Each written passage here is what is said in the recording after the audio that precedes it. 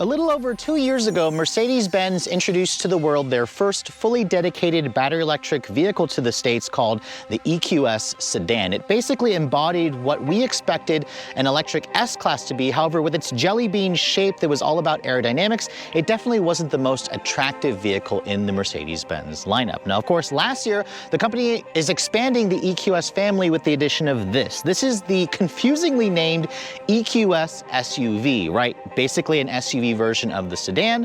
And this model that we're testing this week is actually the mid-trim known as the EQS SUV 450 4Matic, which means it has a massive 108 kilowatt-hour battery pack delivering up to 285 miles of range and dual electric motors front and rear, giving this vehicle up to 590 pound-feet of torque. Now, I've already had a chance to drive an EQS 580 SUV about a year ago, but this week we're going to put this vehicle through our usual battery of tests. We're going to range test it, we're going to 0 to 60 test it, we're going to live with it for a full week, and at the end of this video, we're going to find out, has Mercedes-Benz effectively created an SUV version of the EQS that can go toe-to-toe with the best three-row luxury electric crossovers in the market? Stay tuned to find out.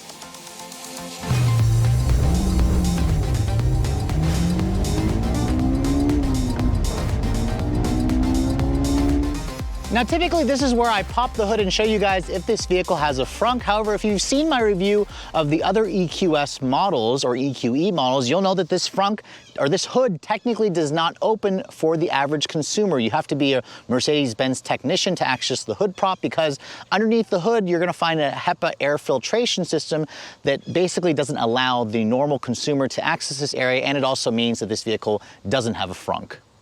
But let's go ahead and talk about the powertrain specs, because at launch, the EQS SUV is available in 3 different power figures.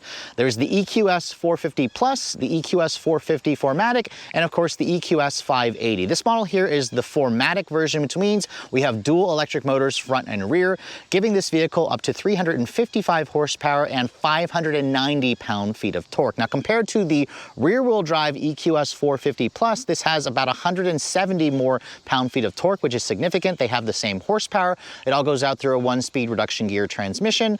Mercedes-Benz says this should get to 60 in around 5.8 seconds. It has a top speed of around 130 miles an hour. We'll put it through our actual testing with our 0 to 60 equipment, and we'll see what we can get in the real world.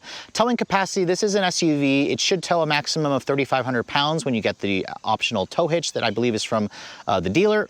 And in terms of the range, up to 285 miles, courtesy of a 108 kilowatt-hour battery pack, which is a massive battery pack. Now, this is a really big and heavy vehicle, and as this model sits, it weighs in at just over 6,200 pounds. It's about 300 pounds heavier versus the sedan equivalent, and about 800 pounds heavier versus a gas-powered EQ or GLS SUV. But let's go ahead and talk about the exterior styling of this car, because as you guys know, Mercedes-Benz is going with an interesting naming convention with their electric vehicles being known as EQ, which is where EQS comes into play, but then it also is the EQS SUV. And you can see the styling of this vehicle shows off some of the current design language with the EQ brand. You can see it's got the kind of 3-pointed stars in the actual grille with the big massive star in the center. You have this LED light bar that connects the 2 headlights together. And you can see this model here has the digital LED headlights, which basically are adaptive. They also have, they will also play an animation in the actual headlight themselves. You have an LED turn signal, LED daytime running light, LED low and high beams, no fog lights. And then my tester, as you can see here, is missing the AMG line exterior body styling. So you can see instead of these massive grills or openings, you have a more restrained look, which I actually think goes with the overall profile of this car pretty nicely. In this light, the car actually looks like it's black, but this is actually the dark emerald green color. It's a really beautiful color, especially in the sun.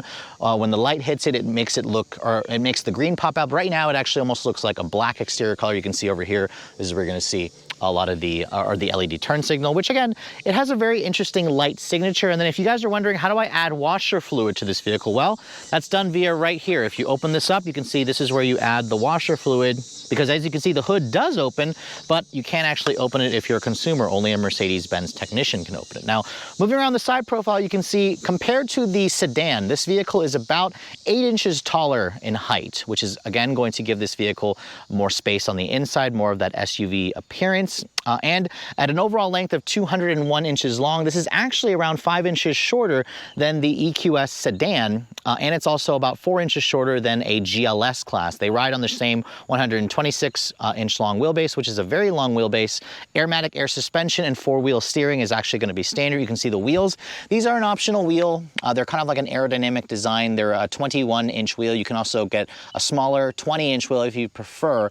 You have a 275 by 45 R21 Goodyear Eagle F1 all-season tire. If you guys go for the third row package, you'll actually get a staggered wheel setup. My tester doesn't have that, so it has a square design for the wheels, massive brakes as you expect with this big heavy vehicle. And then with the air suspension, which can raise and lower the vehicle, Mercedes-Benz says you have around 7.3 inches of ground clearance in this normal setting, which is what I have it in right now. Now you can see, looking at the rest of the profile, there's a lot of chrome over here, which I believe you can black out on the AMG line package. These mirrors also electrically fold in. There's a big panoramic glass roof, which is standard on the executive line, which my tester has. You can see the door handles also pop in and out, just like on the sedan. And then my tester also has that optional running board there, which is going to help you get in and out of the vehicle. I actually found it just got in the way most of the times.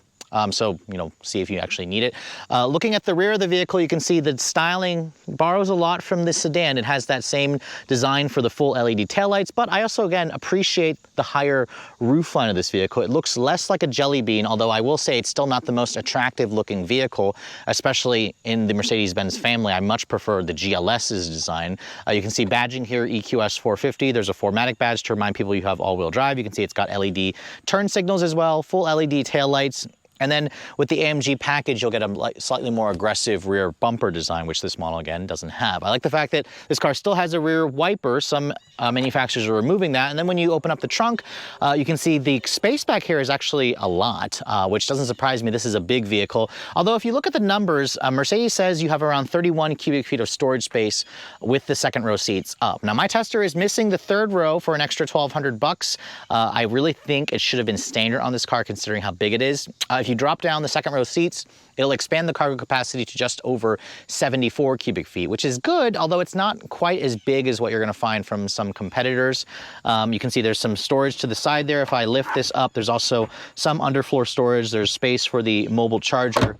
And then if you guys have the third row, keep in mind when the third row is up, I looked up the numbers, you only get around just under 7 cubic feet of total storage space. So you're going to give up a lot of space if you have the third row package, but I do like how well finished it is back here with the metal, the really plush carpeting and whatnot, and you can also fold down the second row with the button from the cargo area, which is definitely a nice touch. So the exterior of the EQS SUV may not be all that attractive, but let's take a look at the interior, because that's where Mercedes-Benz tends to be very, very strong. Now, before we get inside, let me show you guys the key fob. You can see this is the newest fob that Mercedes has. You can see it is a relatively large fob. It feels really heavy. It feels expensive. You have your usual buttons for lock, unlock, power liftgate, and then there's also a panic button over here. You can also use your phone as a key through the Mercedes Me app. I don't have access to that, but you can see the key definitely has an expensive feel. It just doesn't have any other badging on here to show that this is like an EQS. It just has the 3-pointed star. Now, as I approach the vehicle with the key fob on me, you can see the door handles are retracted. They're supposed to actually push out as I approached the car, but I wasn't standing far enough from the vehicle as I approached it. If it doesn't do that, you can basically just kind of touch the door like that, and that will basically unlock the car. The mirrors will fold back out, and then when you want to get in, just kind of pull it like a traditional door handle. It's not like a digital system where it's a button like on some competing cars. Now, my tester here with the dark emerald exterior is complemented by the macchiato beige with the space gray interior. It's kind of like a two-tone look. This is an optional full leather interior. The seats are heated and ventilated, and they're also massaging in the front, which is definitely a nice touch. It gives you that upscale feel that you expect. And then looking at the door panel here, you can see there's some of that bronze accent with the copper stitching, which is nice. Piano black plastic, metal door accented door handles.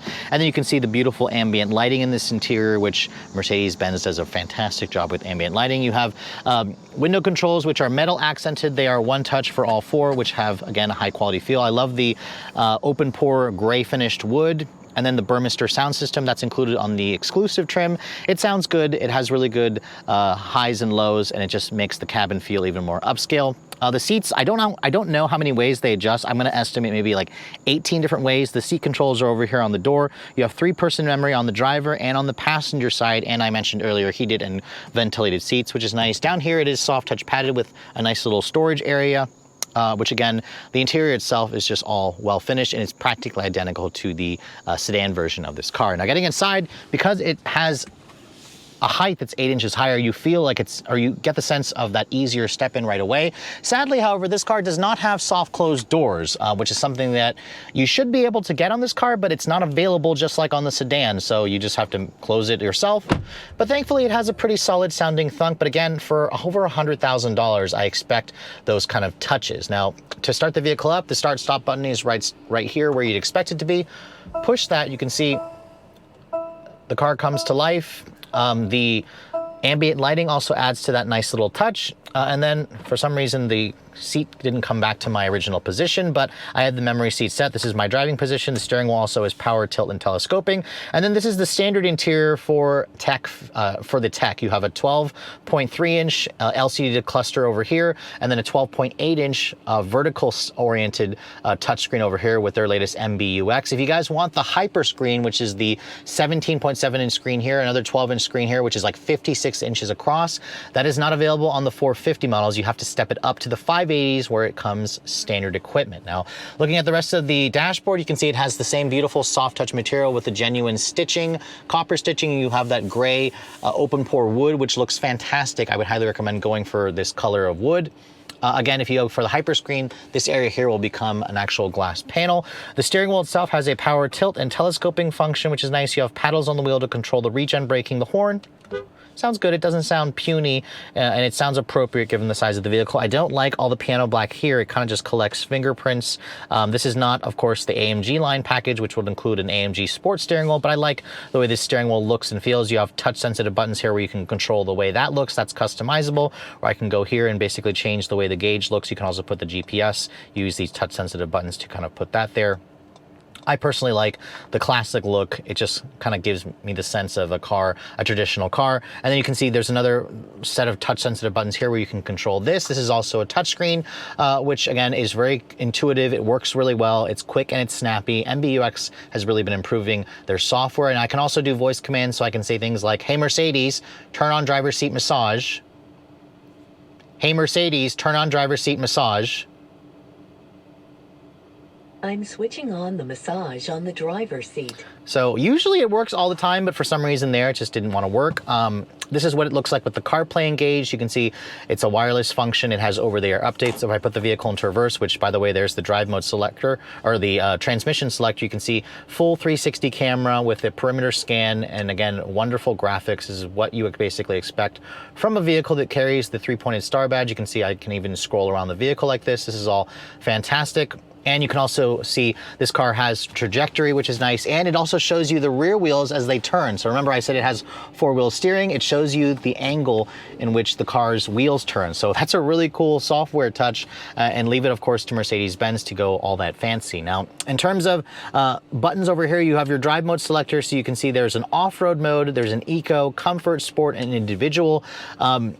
Those modes, again, will adjust a few things. For example, the air suspension is one of them. If you go to the off-road mode, it'll actually lift the vehicle up. You have some piano black plastic here, although I will say I like this material because it doesn't show fingerprints the way a traditional piano black does, which is nice. You can also close this up and close up this lid. Your wireless phone charging pad is here. You have cup holders over here as well, which you can also pull this out if you need to clean the area out. Padded center console over here. Open this up, you can see it's a deep storage well. You have 2 USB charging ports and 2 more USB, so a total of 4. And then down here you can see big storage area where I can basically put a purse or all your knickknacks or my camera equipment, which is nice. The seats I mentioned earlier are full power. They're heated and ventilated with a massaging function. They're comfortable. I love the fact that the headrest also kind of goes forward and back. You have this beautiful pillow, which again makes these seats extra cushy. The cooled seat also works really well. It's included on this trim. The glove compartment, you can see it's a little button that you press. It's damped but and lined with felt. It's a pretty decent size. And then my tester also has the air fragrance and air purifier. So if you go to the air quality setting here, you can also turn on a fragrance. The vial is missing right now, and an actual ionizer. The HEPA filtration again is underneath that hood, which is why you can't open the hood. And then the heads-up display, which is included with the executive trim. My tester, however, is missing the augmented reality heads-up display. You have a auto-dimming rearview mirror, but no digital camera rearview mirror. And then, as you can see here, the ambient lighting is also active. So if I start like increasing the volume or the temperature or decreasing it, it glows red. Decrease it, it actually glows blue, and it kind of has like a cool little animation effect to it. So overall, the interior definitely feels just as nice as the last EQS. Very, again, S-Class like in here. And if you want even more impressive screen real estate, I suggest going for the 580 for that hyper screen. Personally, I don't think you need it. This interior feels very high tech, feels very modern, and it definitely feels really well made. Moving to the back seat of the EQS SUV. Now, my tester does not have the third row option, but what it does give you is a ton of second row space. You're looking at just over 41 inches of legroom. 41 inches puts it near the top of the class. You can see the seats also have a power recline function where you can also slide them forward and back via this little control here, which again can increase or decrease the room for the second row. You have the same beautiful soft materials with genuine stitching, beautiful ambient lighting, more of that beautiful wood, some storage down here, illuminated side sills, and then you also still get pillows here on the back head restraints, which are a really, really nice touch. Now getting inside, you can see the step-in height is also really nice once I get in and shut the door. For somebody my height at 5'7", I have a ton of legroom. There's a completely flat floor here, which is great for sitting 3 people across. You have 2 storage cubbies over here, which is nice. You have rear seat air vents. You have 4-zone automatic climate control, which is great. And then you also have 3-level heated seats back here. I don't believe Mercedes offers cooled seats in the second row, which I'll have to double check, but I couldn't find in the option package. More air vents over here. And then if you want to fold down this armrest, you can see my tester has a little cup holder that pops out here with like almost a phone holder. Keep in mind, if you guys go for the Pinnacle trim, it'll include like an executive package where you'll get like a little bit of a tablet that pops out here where you can control more functions like the lights and the air conditioning controls and whatnot. The exclusive trim doesn't have that. Open this up, you can see there's where you'll find 2 more USB-C charging ports. But overall, if you want to use this as a family vehicle, obviously the EQS SUV can do that because it has one of the most spacious rear seats in the class. So it's kind of crazy to think that it's been almost a year since I got behind the wheel of the first drive for the EQS SUV. Remember, this confusingly named SUV has the same name as the EQS sedan, and the sedan has been a relatively strong seller for Mercedes-Benz. Now, the SUV version, we expect it to do better. This car has been on sale for a few months now, and I have to say, this model, actually, I haven't had a chance to drive until now, the 450 4Matic. It's kind of the middle powertrain in the EQS family with 355 horsepower, 590 pound-feet of torque because of that additional front electric motor. Ben says this should get to 60 in around 5.8 seconds, which is a respectable time. We've got about an 83% charge right now. Let's go ahead and see what we can get. It's in sport mode, and because it's all-wheel drive and electric, it's pretty easy to launch. Just basically put your foot down and floor it. Oh, feels quick, makes those fake little noises. 0 to 60 in 5.2 seconds. That's impressive. I expected it to be faster than what Mercedes estimates because the Germans tend to be ultra conservative, and I was right. 5.2 is a pretty impressive number considering this is the mid-level powertrain. Again, you don't really need it to go any faster than that. I think the last EQS SUV I drove was the 580, and that did it in slightly under 4 seconds. So, you know, it's about $23,000 extra for the 580 to go maybe about 1.5 seconds faster. Is it worth it? That's really up to you, but that time is a pretty impressive time, and that is also consistent time. It'll be running that even when the power of the battery pack is going down when you start using up the range. Let's try it here really quick. Not sure why it decided to open up the sunroof there, but this thing is so easy to launch. It just lifts the front end and just takes off. 5.4 seconds there, so again, not bad power. This is with it more going slightly uphill, but I mean, for most people that are looking for, or that are coming from like a gas GLS, for example, the GLS 450, this is going to easily be around a half a second faster versus that car with its noisy gas engine, with its, you know, shifting 9-speed auto.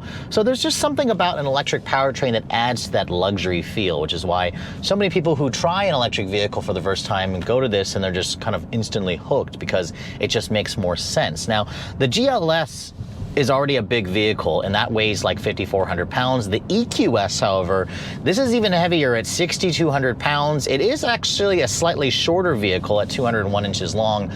It's about 1.5 inches wider than the EQS sedan, and this thing feels big. When I'm piloting down the road, you feel the weight of the 6,000 plus pounds. You feel the width of this car. When you start going around some corners, the 4Matic air suspension also stiffens up slightly in sport mode, but it still feels wallowy. The rear axle steering allows this vehicle the vehicle's rear wheels to turn, I believe, 5 degrees, and it certainly helps with the maneuverability. This car turns on a dime, considering how big and how long it is. It shouldn't turn this, crisply, but it does because of the fact that it has the rear wheel steering. I think every big vehicle, modern big vehicle, deserves to have that rear axle steering. It just makes these cars a lot easier to drive in day-to-day driving, and that's what a lot of people, I'm assuming, probably want to feel when they're driving this thing around town. Put my foot down there. I could never get tired of how quick this thing is. I also like the sounds it makes. You can change and customize that sound to your liking if you guys don't prefer. They have different sounds, and you can also turn it off if you completely hate the fake noises as well. I personally like it. It adds to the drama. This car also has the recuperation, one pedal drive, basically, where you can put it into a strong recuperation. It makes also a noise, or you can go to a normal, or you can completely turn it off if you prefer. I actually prefer the normal recuperation. Strong is a little bit too intense, and I just found that it was difficult to drive this vehicle smoothly versus in normal recuperation. The brake pedal in this car has been a point of controversy because when it's in the strong recuperation, the brake pedal actually will automatically move toward, or basically toward the floor. It's like somebody is pushing it, but you're not actually pushing it, because when you go to push the brake pedal, you feel it kind of all the way down, because it tries to match the position that it should be in when you have it on the strong recuperation. It's just different. It takes some getting used to, but once you do, it's perfectly fine. This car is a really easy car to drive on a daily basis because it's so comfortable. It's so quiet as well. The seats are also really comfortable. I'm sitting here getting a massage. The visibility out of this car isn't awful, but it's not the best. I mean, I can see out of the front pretty well, although this A-pillar is kind of massively thick. The view out of the sides are fine. The view out of the rear is good as well, although Benz doesn't offer a digital camera rearview mirror, which would be nice if they did. Their full suite of driver assistance tech with traffic jam assist is also here. This car will change lanes for you as well. It doesn't offer a true hands-free driving experience for like extended periods. Benz is currently working on that. I imagine this car will get that at some point. But overall, it drives just as nice as I remembered it did. It basically just feels like a lifted up version of the EQS sedan. Now, let's go ahead and talk about range, because on a full charge, well, first of all, the EPA rates this car to get 285 miles on a full charge. That is a conservative number because these electric Mercedes-Benzes have consistently gotten better range in my real world testing. And in this car, on a full charge, it was showing around 370 miles of range, which is very impressive considering this car is rated at 285. I found, however, when I actually was driving this vehicle in a mixture of highway, mostly highway, and some city thrown in, it was consistently doing between 330 to 340 miles of real world range, which is excellent. Remember, this has a massive 108 kilowatt hour battery pack, but it does get really good range in the real world, and I think it's going to be acceptable range for most people, especially when you plan to take this thing on longer drives. Let's go ahead and try one more 0 to 60 time here. This time I'm going to try brake torquing it. Oh, yeah, this thing feels fast. Wow.